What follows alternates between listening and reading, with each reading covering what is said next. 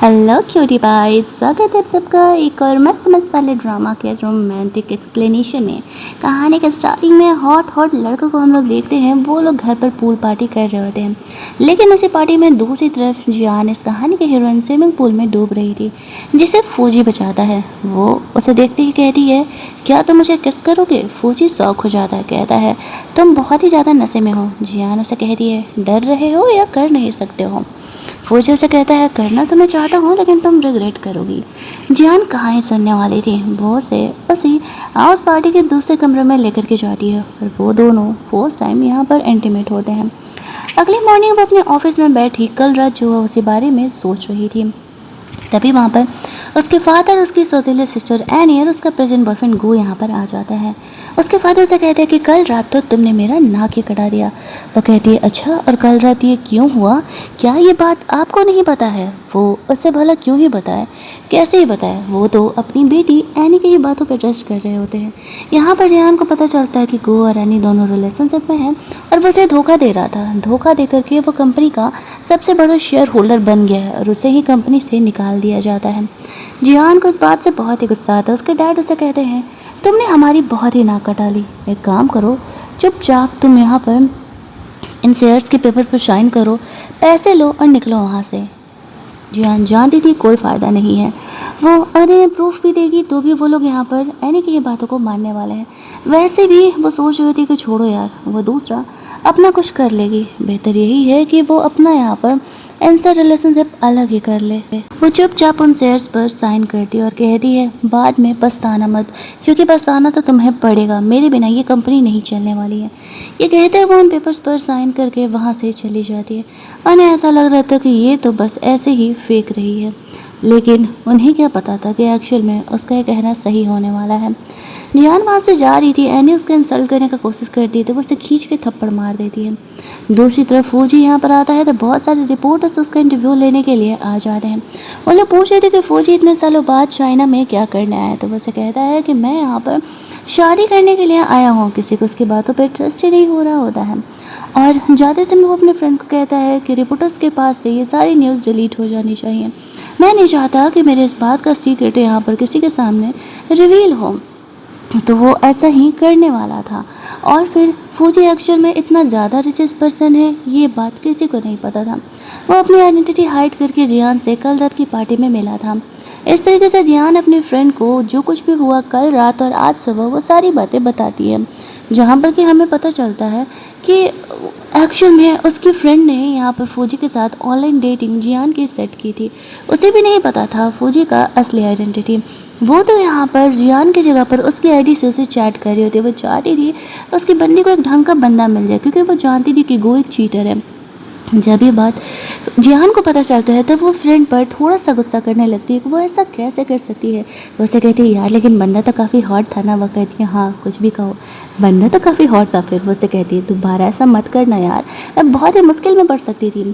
फिर यहाँ पर वो उसे कह रही होती है, अच्छा सुनो ना, एक काम करो, मैं ना वॉशरूम से आ रही हूँ ज़रा। ऐसे कह के वो इस तरीके से वहाँ से वॉशरूम के लिए चली जाती है। और तभी वहाँ पर फौजी आ जाता है जियान से बात करने के लिए। वो तो सीधे उससे शादी करने के लिए ही प्रपोज करने लगता है और वो ही देख करके शौक हो जाती है कि ये लड़का कर क्या रहा है। बस समझ जाती है कि ये सब कुछ उसकी फ्रेंड का किया हुआ है।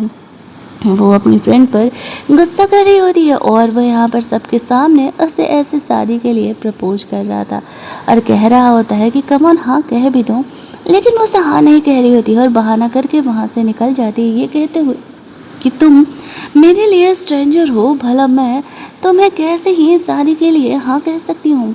उसकी फ्रेंड यहाँ पर इस बात को लेकर के थोड़ा सा कह रही होती है कि बहन तुम यहाँ पर सच में उसे हाँ कह दो, लेकिन वो हाँ नहीं कह रही होती है और कुछ सोचते हुए वहाँ से निकल जाती है। फौजी यहाँ पर शर्माने हुए सोच रहा होता है, शायद ये भी मेरी तरह ऐसे साई फील कर रही है। वो यही सोच रहा था। यहाँ पर जियान घर जाती है। उसकी मॉम का उसके डैड से डाइवोर्स हो चुका था और उसके डैड यहाँ पर इस तरीके से यानी कि फैमिली के साथ रह रहे होते हैं और उसने अपनी फर्स्ट वाइफ को छोड़ दिया था। यहाँ पर उसकी मॉम चाहती थी कि जियान की शादी वादी हो जाए और वो भी खुश रहे। तभी गू यहाँ पर जियान से मिलने के लिए आता। उन्हें नहीं पता था कि गू ने जियान को चीट किया था। यहाँ से आया वो देख करके जियान गुस्सा करने लगती है और कहती है कि तुम यहाँ क्या कर रहे हो। तो कहता है आई नो कि तुम मुझसे गुस्सा होगी, मुझे मैं इस तरीके से एनी के साथ था, यू नो हमारे फैमिली बिजनेस थोड़ा ठीक नहीं चल रहा और वो अपनी फैमिली में कितनी ज़्यादा पैम्पर की जाती है और वो मुझे फ़ायदा ही दिला सकती है, बस इसलिए मैं उसके साथ हूँ।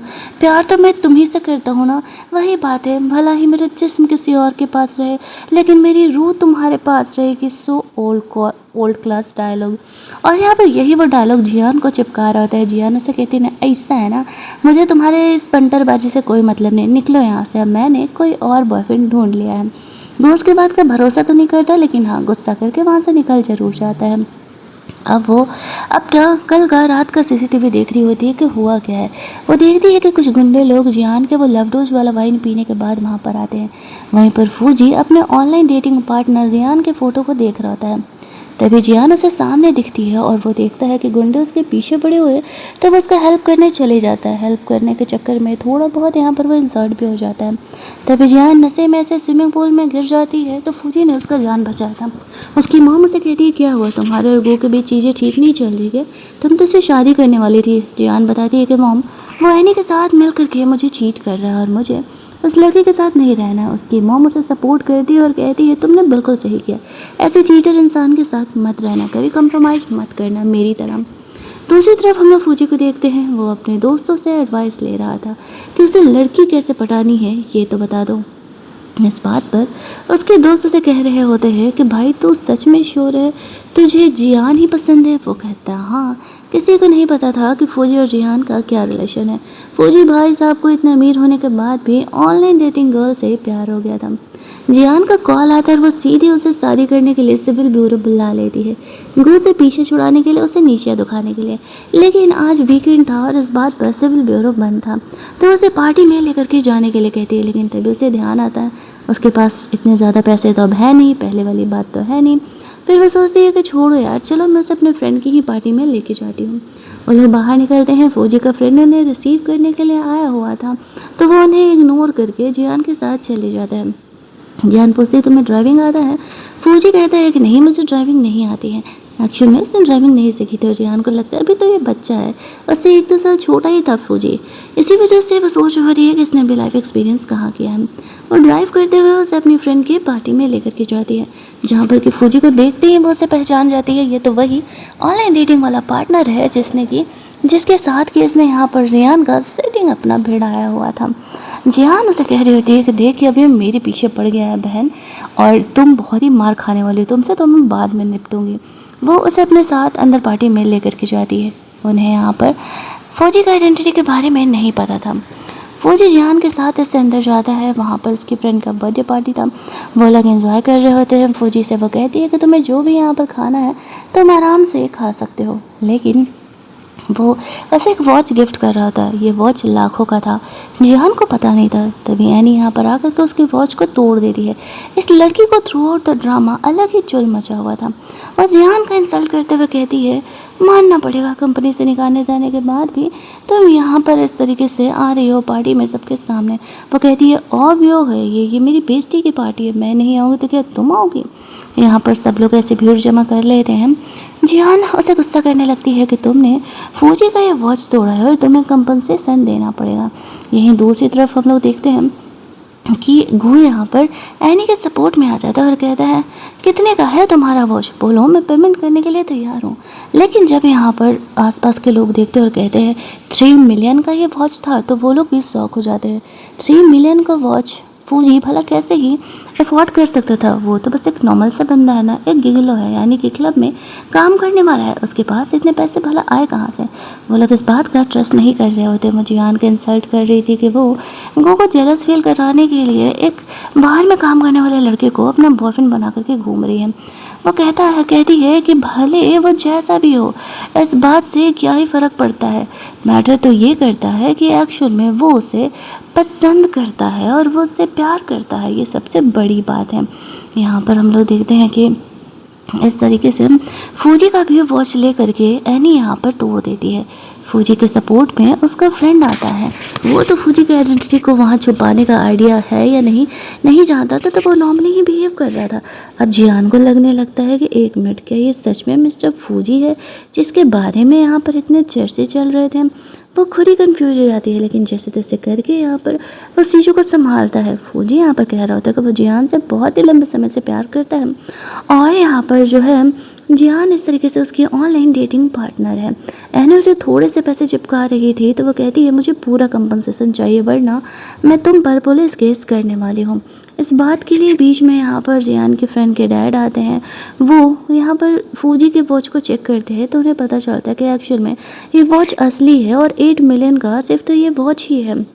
जब ये बात कहते हैं तो इनका शक्ल देखने लायक था। अब उन्हें कंपनसेशन तो देना पड़ेगा ना, बट उन्हें ऐसा लगता है या तो फिर इन्हें गलतफहमी हुई है या तो फिर मैटर कुछ और है, क्योंकि ये इंसान इतना ज़्यादा पैसा कैसे अफोर्ड कर सकता था। जियान यहाँ पर अपनी बेइज्जती का बर्थडे पार्टी ख़राब नहीं करना चाहती थी, इसी वजह से वो यहाँ पर इस तरीके से इस मैटर को रफा दफा करने के लिए बोलती है, तो फौजी मान जाता है। इन लोगों को तो अब भी यही लग रहा होता है कि एक्चुअल में इसकी कोई आइडेंटिटी नहीं है और वो बस फेंक रहा है कि वो बहुत ही ज़्यादा वाला अमीर है। लेकिन जियान अब उन्हें कोई ध्यान नहीं देती है। वो वहाँ से जा रही थी तो उसकी फ्रेंड उसे एक होटल का कार्ड देती है और कहती है जाओ तुम लोग जा करके एंजॉय करो।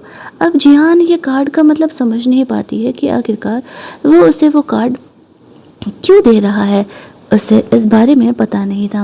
वो लोग इस तरीके से पहुंचते हैं वहाँ होटल के बाहर, तो फौजी से कहते हैं अब तुम्हारी फ्रेंड ने शहर के टॉप के होटल का हमें वीआईपी कार्ड दिया है, तो क्यों ना हम चल के एंजॉय करें जैसे कि हमने कल रात एंजॉय किया था। अब जियान यहाँ पर काफ़ी ऑकवर्ड फील करने लगती है और वहाँ से जाने लगती है। तभी फौजी की ग्रैंड मदर भी यहाँ पर आ जाती है। अब वो तो नॉर्मली मिस्टर फौजी की फैमिली की जैसे ही बात कर रही होती है। जियान को लगने लगता है कि शायद इनका मानसिक संतुलन बिगड़ा हुआ। वो कहती है मैं तुमसे बाद में मिलूंगी फौजी। ये कह के वो वहाँ से चली जाती है और वो ये सोच रही होती है मैं कहाँ फंस गई। फौजी ग्रैंड मदर को बताता है कि ग्रैंड मदर जियान को मेरी असली आइडेंटिटी के बारे में नहीं पता है। वो उसे जल्द ही ये बातें बताने के लिए कहती है क्योंकि एक तरह से ये धोखा है। इधर जियान के फ्रेंड के घर गो और एनी आए हुए थे बिजनेस कोऑपरेशन को आगे बढ़ाने के लिए बात करने के लिए, लेकिन वहाँ पर वो साफ तौर से मना कर देती है और कह रही है मैं तुम्हारी कंपनी में बिजनेस कोऑपरेशन सिर्फ इसलिए करती थी क्योंकि यहाँ पर जियान मेरी फ्रेंड थी, लेकिन जब वो तुम्हारी कंपनी में नहीं है तो फिर तुम्हारी कोई औकात ही नहीं है कि हमारे साथ तुम बिज़नेस करो, चलो फुटो यहाँ से। वो साफ तौर से मना करके उसे वहाँ से निकाल देती है। अब एनी को ये बहुत ही इंसल्टिंग लग रहा होता है और वो इस चीज़ के लिए जियान से रिवेंज लेने का डिसाइड करती है। घर जाती है अपनी मॉम से बात करने के लिए, तो उसकी मॉम उसे समझा रही होती है कि उसे अब अपने सीरियसली पार्टनर के बारे में सोचना चाहिए। इस बात पर जियान कह रही होती है कि मॉम मेरे नज़र में एक लड़का है और मैं उसी लड़के से अब शादी का सर्टिफिकेट लेने वाली हूँ। वो पूछती है वो सही तो है ना, क्या करता है, नाम क्या है, किस फैमिली से बिलोंग करता है, सब कुछ वो पूछ रही होती है। तो जियान उसे ये तो नहीं बता सकती थी वो क्लब में काम करता है। घर जाकर के वो सोच रही थी कि क्या सच में फौजी वही रिच मैन फौजी है क्या, सब उससे इतना रिस्पेक्ट से क्यों ही बात कर रहे होते हैं। अगले दिन उसकी फ्रेंड जियान को कॉल करती है पूछने के लिए कल रात उसकी कैसे रही। जियान उसे कहती है कि कल रात तो वो घर चली गई थी, वो कुछ भी नहीं की। उसकी फ्रेंड कहने लगती क्या यार मैंने इतने मेहनत से तुम्हारा सेटिंग बिठाया हुआ था और तुम हो कि कुछ भी नहीं की, मूड ही ऑफ कर दिया तुमने तो यहाँ पर। जियान कह रही होती है कि बहन मुझे और भी काम है, मैं यूँ ही फौजी के साथ ऐसे नाइट स्पेंड करते तो नहीं चल सकती ना। दूसरी तरफ वो किसी से मिलने के लिए होटल में जा रही होती है, तभी वहाँ पर गो और एनी आते हैं। वो दोनों भी उसी बिजनेसमैन से मिलने के लिए जा रहे होते हैं और यहाँ पर गो और एनी जियान को यहाँ देख करके उसको इंसल्ट करते हुए कहते हैं वो इंसान तुम्हारे जैसे लोगों को बिल्कुल भी भाव नहीं देने वाला है, तुम्हारा तो यहाँ आना भी बेकार ही है।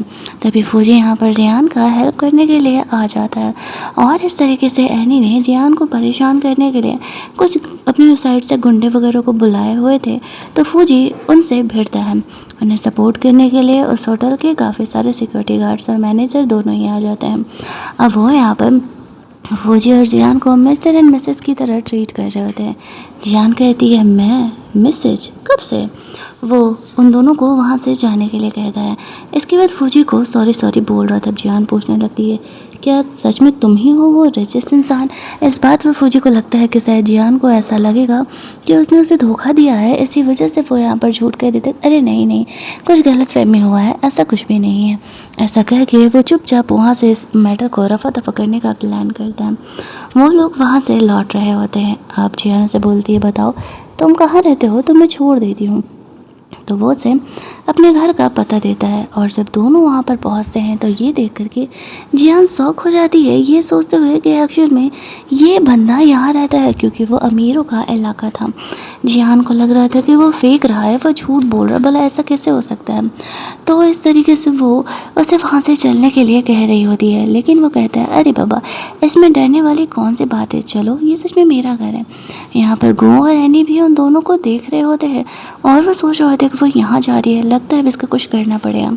फौजी जियान को अपने घर लेके जाता है और कहता है कि मैंने ये घर अपने पैसों से ख़रीदा है, तुम चाहो तो तुम्हें ट्रांसफ़र कर सकता हूँ। जियान को लगता है कि सच में इसका दिमाग ख़राब है।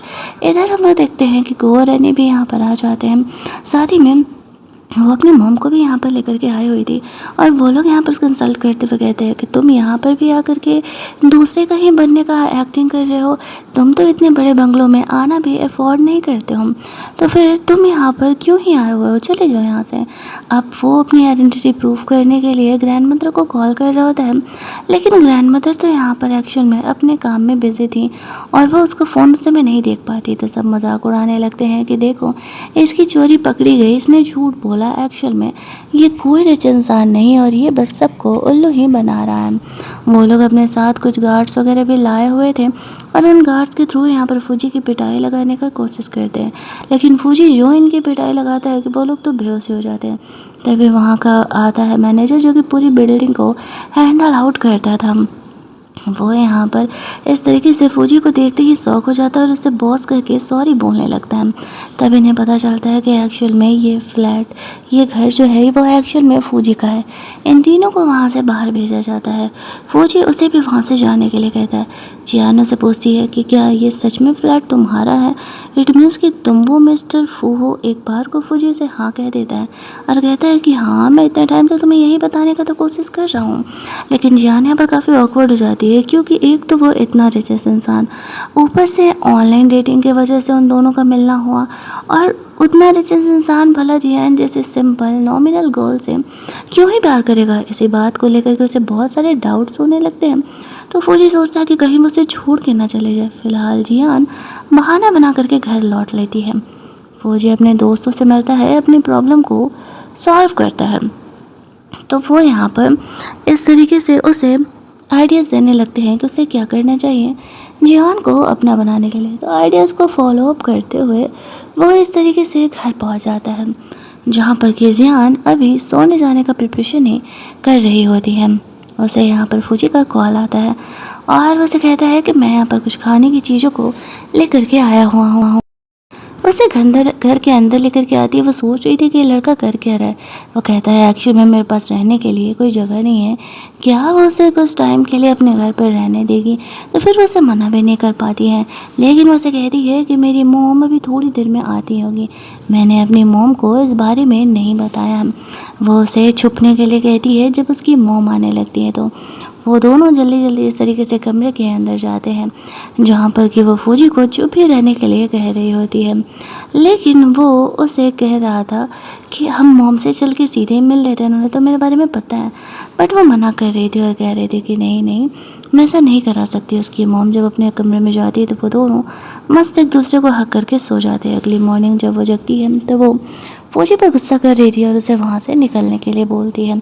लेकिन जैसे ही वो वहाँ से बाहर निकलता है वैसे ही उसकी मॉम यहाँ पर आ जाती है। उन्हें तो कल ही रात पता चल गया था कि जियान ने फौजी को अपने घर पर बुलाया हुआ है, फिर भी वो कुछ नहीं कहती है। वो कहती है तुम्हारी उम्र हो गई है बेटा, हमें क्या प्रॉब्लम होगा। फिर वो यहाँ पर जियान को कहती है कि तुम्हारे डैड का बर्थडे और मैं चाहती हूँ कि तुम फौजी को अपने डैड के घर लेकर के जाओ। हालांकि जियान ऐसा नहीं चाहती थी, क्योंकि वो अपने डैड के फैमिली से कोई रिलेशन नहीं रखना चाह रही होती है, लेकिन इस तरीके से ये सब कुछ करना अब उनकी मजबूरी हो रही होती है। दैट्स वाई वो जियान को लेकर के उस घर में जाने के लिए रेडी हो जाती है। अगले दिन कुछ वो लोग शॉपिंग वगैरह करते हैं, उसके डैड के लिए कुछ गिफ्ट वगैरह लेते हैं और फिर इस तरीके से निकल जाते हैं घर के लिए। और दूसरी तरफ फूजी इस तरीके से अपनी ग्रैंड मदर से बात कर रहा होता है। वो ग्रैंड मदर को कहता है, अभी तक जियान ने मुझे हाँ नहीं कहा है। उसकी ग्रैंड मदर कहती है, तुम मुझसे कैसे ना कैसे करके मना लो, क्योंकि अब मैं भी चाहती हूँ कि तुम्हारी शादी हो जाए। वो उसे कहती है कि कहता है कि एक्चुअल में कल हम जियान के फादर से मिलने के लिए जा रहे हैं। तो वो कहती है, ठीक है, तो फिर बात आगे बढ़ाने का प्लान करना। इधर फूजी जियान के साथ वो उसे रिसीव करने के लिए आती है, तो चुपचाप कार में जा कर के बैठ जाता है। आगे जो होने वाला था वो तो खुद जियान ने भी कभी एक्सपेक्ट नहीं किया था। वो दोनों घर पहुंचते हैं, जहाँ पर कियानी जियान का इंसल्ट करने लगती है। जियान उसे कहती है, अबे चल हट, मैं डैड से मिलने के लिए आई हूँ, वो भी अगर उनका बर्थडे नहीं होता और मेरी मॉम ने मुझे भेजा नहीं होता तो मैं यहाँ पर कभी भी नहीं आती। ये कहते हुए वो इस तरीके से उसे हटा करके अपना बर्थडे गिफ्ट वगैरह लेकर के घर के अंदर चली जाती है। एनी की मॉम यहाँ पर आती है और कहती है, डोंट वरी, फूजी यहाँ पे क्लब में काम करता है ना, देखना अब हम उसका कैसे इंसल्ट करते हैं। बड़ा उछल रही है ना कि बहुत ही अमीर लड़का पटा ली है, लेकिन वो एक्चुअल में है तो गरीब ही और ज़्यादा दिनों के लिए नहीं टिकने वाला है। जियान फौजी को लेकर के घर के अंदर जा रही होती है, जहाँ पर कि फौजी उसे कहता है, डोंट वरी, मैं किसी को भी तुम्हें बुली करने नहीं दूंगा। यहाँ पर वो लोग घर के अंदर जाते हैं। ये तीनों ही गधे मिल करके जियान को बुली कर रहे थे, उसके और फौजी के रिलेशनशिप का इंसल्ट कर रहे थे। कह रहे होते हैं कि तुम्हें क्लब में काम करने वाला इंसान हमारे घर में आने का कोशिश करो। फौजी उसे कहता है, नहीं नहीं, जियान ने तो आपके घर से रिश्ता नाता तोड़ दिया ना, वो तो जियान की मॉम ने कहा, बस इसी वजह से हम यहाँ पर आपको बर्थडे गिफ्ट देने के लिए आए हैं, वरना हमारा तो यहाँ आने का खुद भी कोई इरादा नहीं था। वो बर्थडे गिफ्ट दे करके जाने के बारे में सोच रहे होते, लेकिन वो लोग उसे रोक करके उसका इंसल्ट करने लगते हैं। फौजी यहाँ पर अपनी आइडेंटिटी बताने का कोशिश करते हैं कि आप लोग गलत इंसान से पंगे ले रहे हो, आपको पता भी नहीं है कि मैं कौन हूँ। तो वो लोग हंसने लगते हैं। यहाँ पर गो इस तरीके से यानी कि डैड के लिए एक लैंड का पेपर्स लेकर के आता है। तब तक जियान अपनी मॉम की कुछ चीज़ों को घर के ऊपर जा कर के ले रही होती है। वो देखते ही यहाँ पर फौजी का कहना था कि एक्चुअल में ये लैंड फ्रॉड है, जो लैंड ऑक्शन हुआ है ये उस ऑक्शन में था ही नहीं, ये बहुत ही डिस्प्यूटेड लैंड है। अगर आपको भरोसा नहीं है तो पता करा सकते हो। लेकिन उन्हें ऐसा लग रहा था कि क्लब में काम करने वालों को भला क्या ही पता चलने वाला है। वो उसकी बातों को काफ़ी मजाक में ले रहे होते हैं। और यहाँ पर गू एक्चुअल में इन्हें झूठ बोल रहा था। वो इस लैंड को बेच करके पैसे कमाना चाह रहा था, क्योंकि उसकी खुद की कंपनी एक्चुअल में लॉस में जा रही होती है। और यहाँ पर वो लोग फौजी की बात ना मान करके गलती कर रहे होते हैं। उसके डैड यहाँ पर उस कॉन्ट्रैक्ट पेपर पर साइन कर देते हैं। तब तक जियान अपनी मॉम की चीज़ों को लेकर के यहाँ पर आ जाती है। तो फौजी के ग्रैंड मदर से कॉल करती है, तो एनी उससे फ़ोन लेकर के उनका इंसल्ट करने लगती है। ग्रैंड मदर को पता चलता है कि कोई फौजी को बुली कर रहा है। वो घर के बटलर को जियान के लिए कुछ बिथोरल गिफ्ट्स लेकर के वहाँ जाने के लिए बोल देते हैं। वो वहाँ पर पहुँच जाए तो सबको ऐसा लगता है कि वो बिथोरल गिफ्ट्स फौजी फैमिली से एक्चुअल में एनी के लिए आया हुआ, क्योंकि इनका कोई पहले का इंगेजमेंट का भी मैटर था। लेकिन अभी तक ये बात ना तो जियान को पता है और ना ही फौजी को पता है। हालांकि एनी को फैमिली का इस बात का अंदाज़ा था। ग्रैंडफादर और ग्रैंड मदर ने ही ये सेटिंग भिड़ाई हुई थी। अब यहाँ पर इस तरीके से फौजी कहता है, अगर ये बिथोरल गिफ्ट्स ग्रैंड मदर की तरफ से एनी के लिए है तो इन्हें वापस से फेंकवा दो, ये हम इन्हें नहीं देने वाले। सब इस बात पर हंसने लगते हैं कि ये बंदे की इतनी हिम्मत हो गई है कि ये ग्रैंड मदर के गिफ्ट्स को कह रहा है फेंकवाने के लिए। वो लोग उसी का इंसल्ट करने लगते हैं और साथ ही में उस फ़ोन किए हुए इंसान का भी इंसल्ट करने लगते हैं, ये कहते हुए कि ना जाने वो इंसान कौन है और वो बूढ़ी औरत से किससे बात करे। लेकिन तभी वो बूढ़ी औरत यानी फौजी के ग्रैंड मदर सीधे ही तरीके से यहाँ पर आ जाती हैं। आते ही यहाँ पर वो कहती है, तुम लोगों ने मेरे पोते का इंसल्ट किया है, और जो भी बिथोरल गिफ्ट्स वो लोगों ने ऐसे लेकर के आया हुआ था वो सारे बिथोरल गिफ्ट्स इस तरीके से वो वापस भिजवा देता है। साथ ही में यहाँ पर वो अनाउंस करती है कि वो एनी की फैमिली के साथ अब कोई भी कोऑपरेशन नहीं करने वाली है। एनी अपने डैड की तरफ से उनसे माफ़ी मांगने लगती है, लेकिन यहाँ पर वो कहती है अफसोस अब माफ़ी नहीं मिल सकती है। जियान प्यार से फौजी को किस करते हुए कहती है, मुझे फ़र्क नहीं पड़ता कि उसकी आइडेंटिटी क्या है, लेकिन वो एक अच्छा इंसान है, ये बात तो मैं आज जान ही गई। उसे साफ तौर से ये चीज़ें दिख रही होती है कि एक्चुअल में यहाँ पर वो उसका कितना ज़्यादा वाला हेल्प कर रहा था। ऑब्वियस सी बात है कि वो यहाँ पर इस तरीके से उसका ही सपोर्ट करेगी। इधर उसके जाते ही एनी को उसके फादर डांटने लगते हैं। एनी दिमाग लगाती है कि ज़रूर ही फूजी उनका पोता नहीं, उन्होंने उसे भी ऐसे क्लब के तौर पर बुक करके रखा होगा। उन्हें ऐसे यंग लड़के पसंद है तो मैं यहाँ पर उन्हें ऐसे ही यंग लड़के दिलाने वाली हूँ। अब वो यहाँ पर इस तरीके से सोच करके फूजी को ही उनके पास बुक करके वापस से भेजने का प्लान कर रहे थे। कार में फूजी जियान से पूछता है कि क्या सच में वो उससे एक अच्छा इंसान मानती है। जियान कहती है ऑब्वियसली तुम मेरे लिए बहुत ही लकी हो, तुम जब से मेरे लाइफ में आए हो सब कुछ सॉल्व किया हो। फौजी यहाँ पर जियान को अपनी आइडेंटिटी अभी बताने ही वाला था कि ग्रैंड मदर यहाँ पर आती है और उसे लेके जाती है। इधर घर पर जियान अपनी फ्रेंड से सारी बातें शेयर करती है। उसकी फ्रेंड उसे कहती है कि जो कुछ भी सिचुएशन हुआ है मुझे तो ऐसा लग रहा है कि एक्चुअल में यहाँ पर फूजी ही वही रियल मिस्टर फूजी है जिसके बारे में हम लोग बातें कर रहे हैं। जियान के नाम पे यहाँ पर शादी का एंगेजमेंट का ये आता है जो कि इन दोनों के फैमिली के बीच था। उसकी मम ने उसे भेजा था लेकिन जियान उसे ओपन करके नहीं देखना चाह रही थी क्योंकि वो फूजी को पसंद करने लगी थी और वे इन बातों को नहीं मान रहे थे कि अगर पेरेंट्स ने ग्रैंड पेरेंट्स ने हमारा यहाँ पर सिचुएशन इस तरीके से अरेंज कर भी दिया है फिर भी वो इन चीज़ों को नहीं मानती। अगर वो ओपन अप करके देख लेती तो उसे पता चल जाता कि उसका मैरिज पार्टनर कोई और नहीं फूजी ही है जिससे कि वो खुद शादी करना चाहती है। ग्रैंड मदर घर ले जा कर के फूजी को कह रही होती है कि तुम्हारी शादी जियान से नहीं हो सकती। उनका कहना था कि आखिरकार क्यों, अब तक तो आप तैयार थी। तो वो कह रही होती है क्योंकि वो इस फैमिली से बिलोंग करती है और तुम्हारी शादी एक्चुअल में उनकी दूसरी बेटी यानी कि एनी से सेट कराई गई। ये बात सुनते ही वो खुद भी शॉक हो जाता है। इस बात को मानने के लिए वो तैयार ही नहीं था। फूजी की जिद को देख करके समझ जाती है कि फूजी को समझाने का कोई फ़ायदा नहीं है। इसी वजह से वो कहती है ठीक है ये घर का हमारा ख़ानदानी कड़ा है, जा कर के जियान को दे देना, मैं उसे अपने घर की बहू स्वीकार करती हूँ। तो वो काफ़ी खुश हो जाता है। लेकिन जैसे वो बाहर निकलता है तो यहाँ पर एनी उससे मिलने के लिए आई हुई थी। एनी उससे अपने डील के बारे में बात कर रही होती है और उसे ऐसा लगता है कि वो एंगेजमेंट तोड़ने के बारे में बात कर रही है। तो वो जितने भी पैसे बोलती है तुरंत ही उस बात पर मान जाता है और कहता है कि हाँ हाँ ठीक है, मुझे कोई प्रॉब्लम नहीं है। तो वो दोनों कल इसी बारे में डिस्कशन करने के लिए मिलने का डिसाइड करते हैं। वो तो बहुत ज़्यादा ही खुश था कि चलो ठीक है यार, इससे जल्दी ही पीछा छूटने वाला है। दूसरी तरफ उसकी मम्मा से समझा रही होती है कि बेटा जो कुछ भी तुम्हारे डैड के घर पर हुआ उस हिसाब से मुझे तो नहीं लगता है कि फूजी की आइडेंटिटी एक्चुअल में एक नॉर्मल इंसान की है। मुझे लगता है कि तुम्हें उसे अच्छे से पहले इन्वेस्टिगेट करना चाहिए क्योंकि अगर वो रियल में इतना अमीर होता तो वो तुम्हें कैसे प्यार करता। भाई रियलिटी में आकर के देखते हैं ना, ऐसा कैसे पॉसिबल है बताओ भला। लेकिन तभी फूजी वहाँ पर आता है। वो अपनी ग्रैंड मदर का दिया हुआ कड़ा ऐसे जियान को पहना देता और कहता है कि तुम ही मेरी इकलौती आज से वाइफ होने वाली हो। मैं अपनी आइडेंटिटी तुम्हें कल बताऊंगा, कल हम एक पार्टी में जाने वाले हैं।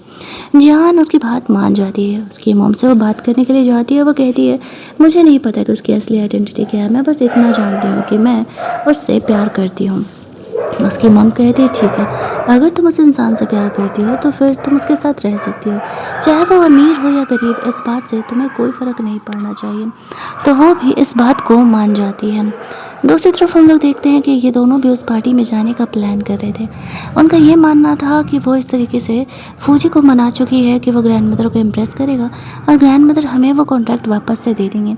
उनकी फैमिली यहाँ पर आई होती है लेकिन उन्हें पता नहीं था आगे जो उनके साथ होने वाला है और इस तरीके से वो लोग यही प्लान कर रहे थे कि जल्दी से हमें सिर्फ वो कॉन्ट्रैक्ट मिल जाए। लेकिन तभी वो लोग जियान और उसकी फ्रेंड को भी यहाँ पर देखते हैं और सोचने लगते हैं कि ये दोनों यहाँ पर क्या कर रहे हैं। जियान को वो लोग वहाँ से जाने के लिए कहती है लेकिन जियान उसे कहती है मैं क्यों जाऊँ, मुझे यहाँ पर मेरे होने वाले हस्बैंड ने इनवाइट किया है। वो लोग इसका मजाक उड़ाते हो कहते हैं वो क्लब वाला, अरे उसके भरोसे तुम यहाँ पर आई हो, कोई फ़ायदा नहीं है, खुद देख लो उसके पास इस पार्टी का इनविटेशन है भी या नहीं। वो लोग सिर्फ और सिर्फ यहाँ पर इसका इस तरीके से इंसल्ट किए जा रहे होते हैं। जियान उनकी बातों का ध्यान नहीं दे रही है। वो फौजी पे ट्रस्ट करने का डिसाइड करती है। उसकी फ्रेंड भी यहाँ पर आई हुई थी, वो भी उसे यही समझा रही थी कि बहन तुम्हें ना जियान पे ट्रस्ट करना चाहिए, ना कि इन लोगों पर।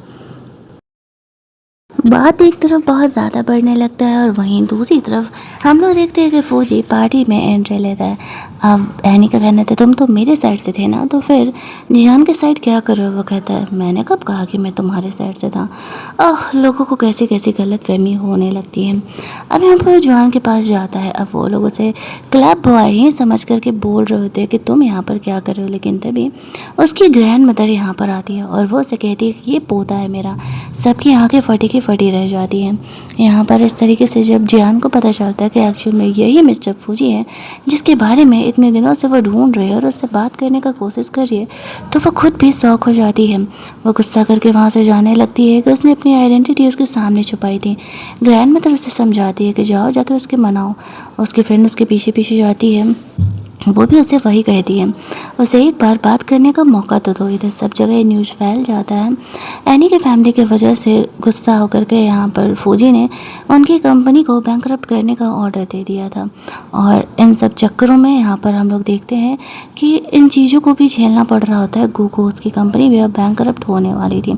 इतना ही नहीं, अब गो और एनी भी आपस में लड़ रहे होते। वो तो वैसे भी उसके पास सिर्फ और सिर्फ पैसे की वजह से था। एनी को पता चलता है कि एक्चुअल में उसका एंगेजमेंट इस तरीके से फौजी से कराया गया है, तो वो उसे इस बारे में बात करने के लिए जाती है, जिस बात पर उसका कहना था कि सॉरी लेकिन मैं तुम्हें इंटरेस्टेड नहीं हूँ, ये बातें तुम अच्छे तरीके से ही जानते हो। एनी और उसकी पूरी फैमिली को ऐसे शहर से बाहर निकाल दिया जाता है और वो ऑलरेडी बैंकरप्ट तो हो ही चुके थे। लेकिन जाने से पहले एनी यहाँ पर जियान को हर्ट करने का डिसाइड करती है। वो अपने साथ गुंडे लेकर के आए हुए थे। वो लोग जियान को परेशान करने ही वाले थे कि तभी फौजी बीच में उसे प्रोटेक्ट करने के लिए आ जाता है और इस तरीके से वो जियान को वहाँ से जाने के लिए कहता है। वो अकेले ही लिफ्ट में उन गुंडों से लड़ने वाला था। यहाँ पर एनी को जियान को फिक्र होने लगती है कि कहीं यहाँ पर वो गुंडे लोग सच में फौजी को हर्ट ना करे। उसकी फ्रेंड यहाँ पर आती है तो उसे सारी बातें डिस्कस करती है और वो दोनों यहाँ पर डिसाइड करते हैं कि जाकर के वो लोग देखेंगे फौजी का क्या हालत है। वो वापस से लौटती है तो पता चलता है कि फौजी ठीक है और उसने यहाँ पर उसे प्रपोज करने का ऐसे प्लान बनाया हुआ है। वो सारी फैमिली मेम्बर्स के सामने उसे सीधी ही शादी के लिए प्रपोज करता है और एट द एंड उसे हाँ भी कह देती है और हमारी ये कहानी इसी हैप्पी एंडिंग पर ख़त्म हो जाती है। अगर आपको ये इंटरेस्टिंग लव स्टोरी अच्छी लगी होगी, वीडियो को लाइक और शेयर करना मत भूलना। चैनल को जल्दी से सब्सक्राइब कर लो क्योंकि मस्त मस्त वाली कहानियाँ तभी तो आपके पास रेगुलर बेसिस पर पहुँचते रहेंगे। इस चैनल पर हर रोज़ एक नई स्टोरी आती है। इसी वजह से आपसे नोटिफिकेशन मिस ना हो, मैं बार बार कहती हूँ कि चैनल को सब्सक्राइब करके नोटिफिकेशन बेल ऑन कर लो। चलिए जल्दी से मिल रहे थे हम लोग एक और मस्त मस्त वाली कहानी के हिंदी एक्सप्लेनेशन में। तब तक के लिए आप पुरानी कहानियों को भी रीवॉच कर सकते हैं।